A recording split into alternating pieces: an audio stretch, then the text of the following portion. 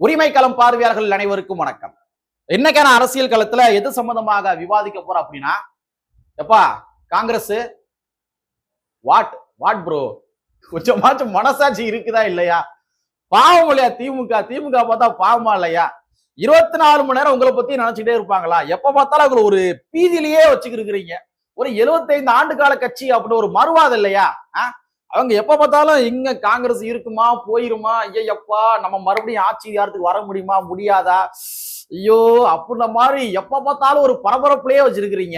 ஒரு பக்கம் பார்த்தோம்னா தமிழக வெற்றி கழகத்துடைய விஜய் அவர்கள், ஒரு பக்கம் பார்த்தோம்னா காங்கிரஸ் கட்சி மிருதங்க வாசிக்கிற மாதிரி 2 பேரும் திமுக போட்டு வாசி வாசி வாசிக்கிறீங்க. பாவம் இல்லையா? அந்த மாதிரிதாங்க பாவங்க திமுக. காங்கிரஸ் கட்சி என்ன பண்ணிருக்காங்கன்னா ஒரு மிகப்பெரிய விஷயத்த கொளுத்தி போட்டிருக்காங்க.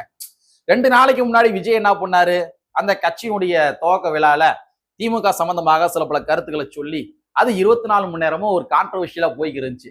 எப்ப பார்த்தாலும் விஜய பத்தியே தான் பேசுன்ற சூழலை அவர் உருவாக்கி விட்டு போயிட்டாப்ல. அப்பாடா இப்பதான் விஜய் கொஞ்சம் அப்படியே அவருடைய பேச்சை அமுக்கி வச்சிருக்கோம் அப்படின்னு நினைச்சுக்கிட்டு இருக்க நேரத்துல காங்கிரஸ் கட்சியினுடைய முக்கியமா நிர்வாகி அவர் ஒரு விஷயத்தை கொளுத்தி போட்டு பாவங்க திமுக. சரியா? சரி. காங்கிரஸ் கட்சியினுடைய பிரவீன் சக்கரவர்த்தி என்ன பண்ணிருக்காரு, வழக்கம் போல ஒரு விஷயத்தை கொளுத்தி போட்டிருக்காரு. அந்த மேட்ரு என்ன, அதற்கு பின்னாடி இருக்க அரசியல் என்ன என்பதனை இந்த காணொலியில கொஞ்சம் டீட்டெயிலா பார்த்திடலாம். நண்பர்கள் அனைவருக்கும் இளம்பெரும் வழுதியின் இனிய வணக்கம். நாங்க இப்படி வந்து பார்த்துட்டோம், இனி ஜென்மத்துக்கும் எங்களால குடிய முடியாது. அதனால நாங்க சண்டை போட போறோம். வீடியோக்களை போறதுக்கு முன்னாடி வழக்கம் போல நம்ம நேயர்கள்ட்ட ஒரு கேள்வி கேட்டுருவோம். அதாவது தமிழக வெற்றி கழகத்தினுடைய விஜய் அவர்களுக்கு வாக்குகள் விழுகும் அப்படின்றதுல எந்த விதமான மாற்று கருத்தும் கிடையாது. ஆனா எத்தனை சதவீதம் விழுகும், உங்களுடைய கணிப்பு என்ன அப்படின்றத கமெண்ட் பாக்ஸ்ல ஒரு கமெண்டா போட்டுருங்க. சரியா? சரி. பிரவீன் சக்கரவர்த்தி அவர்கள் என்ன சொல்லியிருக்காரு அப்படின்னா, வழக்கம் போல ஒரு விஷயத்தை கொளுத்தி போட்டிருக்காரு. அதாவது தமிழக வெற்றி கழகத்தினுடைய விஜய் அவர்களுக்கு 18% வாக்குகள் விழுகும் அப்படின்னு அவர் கணிச்சு சொல்றாரு. எனக்கு கிடைத்த தரவுகளின் அடிப்படையில நான் அனலைசிஸ் பண்ணிப்பேன் தெரியுமா, அதை வச்சு நான் பார்க்கின்ற பொழுது கண்டிப்பான முறையில விஜய்க்கு 18% வாக்குகள் சாலிடா இருக்குது. அதாவது சோலோவா நின்றார்னா, யாரு கூடயும் கூட்டணி வைக்காம அவர் மட்டுமே தனியா நின்னார் அப்படின்னா 18% வாக்குகள் இருக்கின்றது அப்படின்னு சொல்லி பிரவீன் சக்கரவர்த்தி அவர்கள் ஒரு விஷயத்தை கொளுத்தி போட்டிருக்காரு. இதுதான் சமூக வலைத்தளங்கள்ல மிகப்பெரிய பேசுபொருளாக மாறிக்கொண்டிருக்கின்றது. திமுகவுக்கு வழக்கம் போல மிருதங்கம் மாதிரி ஒரு பக்கம் காங்கிரஸ் வாசிக்க ஆரம்பிச்சிருச்சு. மேற்கொண்டு அவர் இன்னொரு தரவு என்ன சொல்றாரு அப்படின்னா, தமிழ்நாட்டுல மொத்தமாக ஒரு 3 பெருங்கட்சிகள் தாங்க. ஒண்ணு திமுக தலைமையிலான கூட்டணி, இன்னொன்னு அதிமுக, 3வது தமிழக வெற்றி கழகம். தமிழக வெற்றி கழகம் 3rd பிளேஸ் வந்துருச்சாமா. ஆனா என்ன சொல்றாருன்னா, இந்த 2026 தேர்தல்ல தமிழக வெற்றி கழகம் 1st பிளேஸ் இல்லாட்டி 2nd பிளேஸ் வரும், அதிமுக 3rd பிளேஸ் போகும் அப்படின்னு சொல்றாரு. கண்டிப்பான முறையில தமிழக வெற்றி கழகம் 1st பிளேஸ் இல்லாட்டி 2nd place, AIADMK 3rd place கண்டிப்பா போகும் அப்படின்னு சொல்லி பிரவீன் சக்கரவர்த்தி அவர்கள் ஒரு கருத்து சொல்லியிருக்கிறாரு. இதுதான் சமூக வலைத்தளங்கள்ல மிகப்பெரிய பேசுபொருளாக மாறிக்கொண்டிருக்கின்றது. பிரவீன் சக்கரவர்த்தி ஆரம்பத்துல இருந்தே அவர் ஏதாச்சும் ஒரு விஷயத்த கொளுத்தி போட்டுட்டு தான் இருப்பாரு. அவர் கொளுத்தி போட்டுருவாரு. சமூக வலைத்தளங்கள்ல பெரிய டிபேட் கிளம்பும். கூடவே விஜய் கட்சிக்காரங்களும் சேர்ந்துக்கிட்டு திமுக போட்டு அடி அடின்னு அடிக்க ஆரம்பிப்பாங்க. அப்ப அவங்களுக்கு விளக்கம் கொடுத்தே திமுக காரங்க ஓஞ்சி போயிருவாங்க. பட் இருந்தாலும் நாம பிரவீன் சக்கரவர்த்தி அவர்கள் சொன்ன கருத்துக்கள், அவர் சொன்ன அந்த டிஜிட் இருக்கு இல்லையா, 18% வாக்குகள் என்பது அது உண்மையா பொய்யா, இல்லாட்டி 18% விட அதிகமாக இருக்குமா, இல்லாட்டி 18% விட கம்மியா இருக்குமா அப்படின்றத சில பல தரவுகள் நோட் பண்ணி வச்சிருக்கோம். அது என்னன்றதை நம்ம பார்த்துருவோம், நம்மளுடைய பார்வையின் அடிப்படையில் பார்த்துருவோம். சரிங்களா? முதல்ல பார்வையாளர்கள் ஒரு விஷயத்த நல்லா மைண்ட்ல பிக்ஸ் பண்ணிக்கங்க. அதாவது நம்ம தமிழ்நாட்டினுடைய மொத்த வாக்காளர்களுடைய எண்ணிக்கை எவ்வளவுன்னு பார்த்தோம்னா 6,36,12,950. தமிழ்நாட்டினுடைய ஒவ்வொரு வாக்காளர்களுமே அதை தெரிஞ்சுக்கங்க. நம்ம தமிழ்நாட்டினுடைய மொத்த வாக்காளர்களுடைய எண்ணிக்கை 6,36,12,950. இதுல பதிவாகின்ற வாக்குகள் இருக்கு இல்லையா, சில பேர் வருவாங்க, ஓட்டு போடுவாங்க, சில பேர் போட மாட்டாங்க, வீட்டுல உட்காந்துக்கிடுவாங்க, நுண்ணாட்டியம் மட்டும் சில பேர் பேசுவாங்க, அவையில விட்டுருவான். ஆனா ஓட்டு போடுறாங்களே பதிவான வாக்குகள், அந்த பதிவான வாக்குகள் எவ்வளவு பார்த்தோம்னா 4,34,58,875 வாக்குகள். இதுதான் தமிழ்நாட்டுல கடந்த 2024 நாடாளுமன்ற தேர்தல்ல பதிவான வாக்குகளுடைய எண்ணிக்கை. எவ்வளவு? 4,34,58,875. இப்ப நம்ம விஜய் அவர்களுக்கு எவ்வளவு வாக்கு சதவீதம் இருக்கும் அப்படின்றத நாம ஒரு கணிப்பு கணிப்போம். விஜய் கட்சியை சார்ந்தவர்கள் என்ன ஒரு ஸ்டேட்மெண்ட் சொல்றாங்க, எங்களுடைய கட்சியில மொத்தமாக 1.5 கோடி உறுப்பினர்கள் இருக்கிறாங்க அப்படின்ற விஷயத்த பதிவு பண்றாங்க. அவங்க சொல்றது உண்மையா அப்படின்னு கேட்டோம்னா அவங்க எந்த ஒரு தரவுகளின் அடிப்படையில் சொல்றாங்க அப்படின்னா அவங்களுடைய போர்ட்டல் இருக்கு இல்லையா, அதாவது உறுப்பினர் சேர்க்கை போர்ட்டல் இருக்கு இல்லையா, அந்த போர்ட்டல்ல யார் யாரெல்லாம் தாவேகாவுடைய தொண்டராக மாற விரும்புகின்றார்களோ அவங்க தங்களுடைய ஓட்டர் ஐடியை அப்லோடு பண்ணி தான் அவங்க உறுப்பினர் அட்டையை பெற முடியும். அந்த மாதிரிதான் அவங்க ஒரு சிஸ்டமே வச்சிருக்கிறாங்க. சோ அவங்க சொல்ற அந்த தரவுகள் அடிப்படையில், அதாவது எங்களுடைய போர்ட்டல்ல பதிவான உறுப்பினர்களுடைய எண்ணிக்கை எவ்வளவு பார்த்தோம்னா 1.5 கோடி அப்படின்றத அவங்க வந்து பதிவு பண்றாங்க.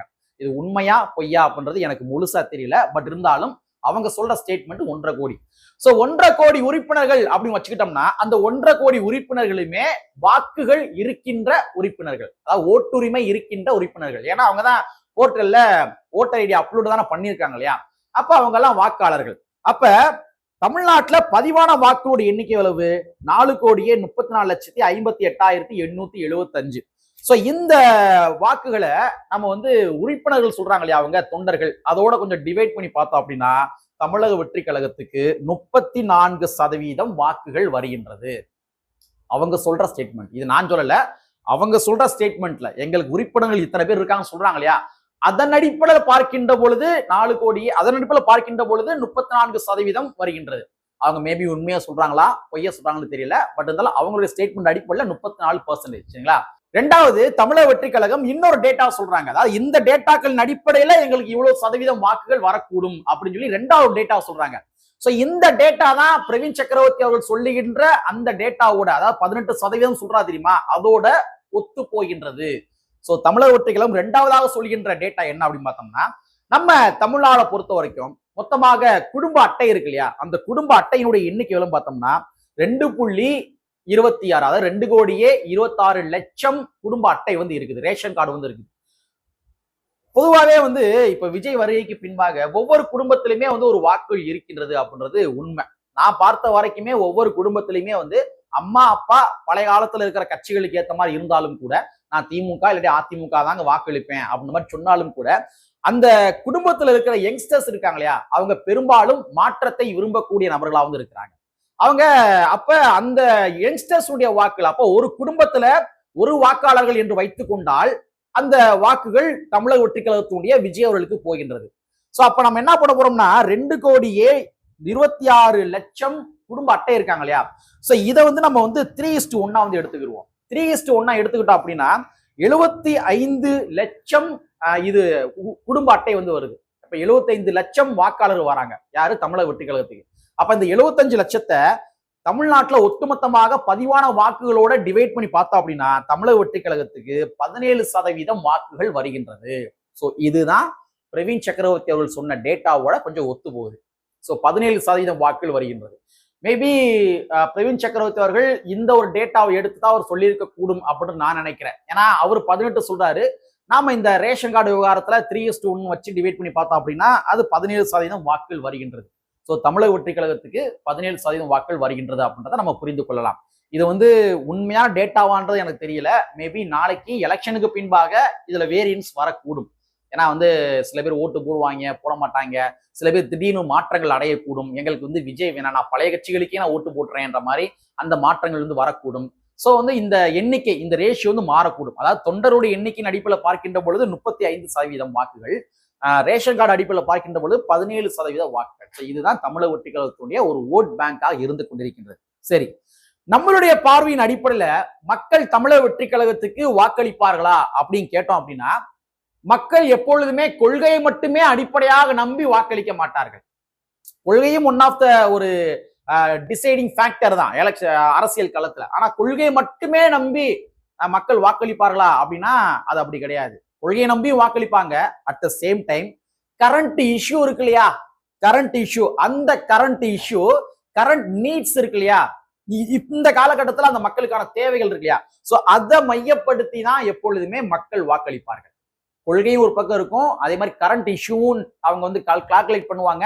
அதே மாதிரி கரண்ட் நீட்ஸ் இருக்கு இல்லையா, இதையும் அவங்க கால்குலேட் பண்ணுவாங்க. இது எல்லாத்தையுமே கால்குலேட் பண்ணி தான் மக்கள் திமுக ஓட்டு போடுவோமா, அதிமுக போடுமா, இல்லாட்டி வந்து தாவேகா போடுமா அப்படின்ற மாதிரி ஒரு முடிவுக்கு வரக்கூடும். இப்ப ஒண்ணும் கிடையாது, ரொம்ப சிம்பிளா சொல்லுவோம். தமிழ்நாட்டுல அரசு ஊழியர்கள்ல இந்த டெம்பரவரி ஸ்டாஃப்ஸ் வந்து இருக்காங்க தெரியுமா, எல்லா செக்ஷன்லுமே வந்து டெம்பரவரி ஸ்டாஃப்ஸ் வந்து இருக்கிறாங்க. அது செவிலியர்களாக இருந்தாலும் சரி, அதே மாதிரி தூய்மை பணியாளர்களாக இருந்தாலும் சரி, ஆசிரியர்களாக இருந்தாலும் சரி, கல்லூரி கௌரவ விரிவுரையாளர்களா இருந்தாலும் சரி, இந்த மாதிரி ஒட்டுமொத்தமாக அரசு ஊழியர்கள் அப்படின்ற மாதிரி ஒரு பேட்டர்ன்ல இந்த செக்டாருக்குள்ள டெம்பரரி ஸ்டாஃப்ஸ் இருக்காங்க இல்லையா? சோ இந்த டெம்பரரி ஸ்டாஃப்ஸ் என்ன பண்ணாங்கன்னா, அண்ணா திராவிட முன்னேற்ற கழகத்தினுடைய ஆட்சியில அந்த அவங்க போய் டிமாண்ட் வைக்கிறாங்க. எங்களை பணி நிரந்தரம் பண்ணுங்க அப்படின்னு சொல்லி டிமாண்ட் வைக்கிறாங்க. அண்ணா திராவிட முன்னேற்ற கழகம் நாங்க பண்றோம் அப்படின்னு சொல்லிட்டு அண்ணா திராவிட முன்னேற்ற கழகம் பண்ணவில்லை. அப்ப அவங்க என்ன நினைக்கிறாங்க, நம்மளுடைய அடுத்த ஆப்ஷன் யாருக்கு போகலாம்? சரி, அடுத்து இவங்களுக்கு போவோம், நம்ம திமுகவுக்கு போவோம். ஏன்னா இவங்க செய்யலனா நம்ம திமுகவுக்கு போவோம் அப்படின்ற மாதிரி அடுத்து அவங்க என்ன பண்றாங்க, திமுகவுக்கு வாக்களிக்கிறாங்க. சோ இந்த 2021 எலெக்ஷன்ல திராவிட முன்னேற்ற கழகத்துக்கு தான் அரசு ஊழியர்கள் என்ன பண்றாங்க, அதாவது தற்காலிக அரசு ஊழியர்கள் அவங்க வாக்களிக்கிறாங்க. நம்மளுடைய கோரிக்கை டிமாண்டா அவங்க நிறைவேற்றி தருவாங்கன்ற மாதிரி சொல்றாங்க, வாக்களிக்கிறாங்க. ஆனா நீங்க பாத்தீங்கன்னா தெரியும், தமிழ்நாட்டினுடைய அரசியல் களத்துல தற்காலிக அரசு ஊழியர்களுடைய எந்த விதமான டிமாண்டும் நிறைவேற்றி தரப்படவில்லை. ஒரு பக்கம் இடைநிலை ஆசிரியர்கள் போராட்டம் பண்றாங்க, ஒரு பக்கம் சத்துணவு ஊழியர்கள் போராட்டம் பண்றாங்க, ஒரு பக்கம் செவிலியர்கள் போராட்டம் பண்றாங்க, ஒரு பக்கம் தூய்மை பணியாளர்கள் போராட்டம் பண்றாங்க. இந்த மாதிரி அரசாங்கத்தினுடைய இயந்திரங்கள்ல இருக்கிற அனைத்து தற்காலிக அரசு ஊழியர்களுமே என்ன பண்றாங்க, ஒவ்வொரு செக்டார்ல இருக்க மக்கள் எல்லாருமே போராட்டம் பண்ண ஆரம்பிக்கிறாங்க. அப்ப அதிமுக வாக்களிக்கிறாங்க, அதிமுக செஞ்சு தரல. அடுத்து திமுக வாக்களிக்கிறாங்க, திமுக செஞ்சு தரல. அப்ப அவங்க என்ன தேர்ந்தெடுப்பாங்க? மறுபடியும் அதிமுக போவாங்களா? எப்படி போவாங்க? ஏற்கனவே 10 வருஷம் இதவங்க பண்ணி தரல. அப்ப திமுக மேல அதிருப்தி அடைந்து அவங்க அதிமுக போக மாட்டாங்க.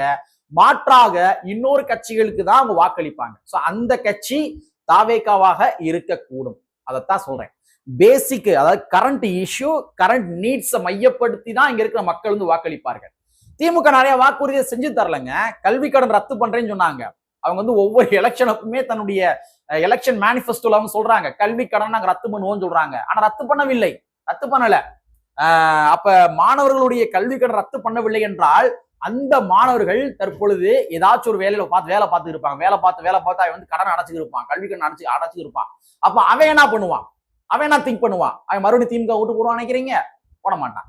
அப்ப அவன் அடுத்த ஆப்ஷன் நோக்கி ஓட ஆரம்பிப்பான். அப்ப அவனுடைய கரண்ட் இஷ்யூ, கரண்ட் நீட்ஸை மையப்படுத்தி தான் அவங்க என்ன பண்ணுவாங்கன்னா வாக்களிப்பார்கள்.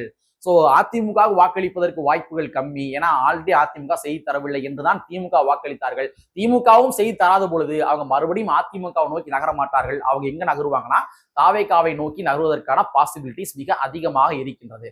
அப்ப விஜய் அவர்களுக்கு இந்த 17% சொல்றோம் இல்லையா, நாம சொல்றது 17%, பிரவீன் சக்கரவர்த்தி சொல்றது 18%. இந்த அளவுக்கு வாக்குகள் வருமா அப்படின்னு கேட்டீங்கன்னா நிச்சயமாக வருவதற்கு பாசிபிலிட்டிஸ் அதிகமாக இருக்கின்றது என்பதுதான் நம்மளுடைய பார்வையாக இருந்து கொண்டிருக்கின்றது. பார்ப்போம். இருந்தாலும் 2026 எலெக்ஷன் ரொம்ப தூரம்லாம் கிடையாது, கிட்டதான் இருக்குது. எது வேண்டுமானாலும் எப்பொழுது வேண்டுமானாலும் நடக்கலாம். பார்ப்போம். தாவேகா இந்த அளவுக்கு வாக்கு செய்து வாங்குறாங்களா என்பதை பொறுத்திருந்து பார்ப்போம் என்பதை கூறிக்கொண்டு, கற்பி ஒன்று புரட்சி செய்த புரட்சியாளர் அம்பேத்கர் வரியை கூறிக்கொண்டு நிறைவு செய்கின்றேன். நன்றி, வணக்கம்.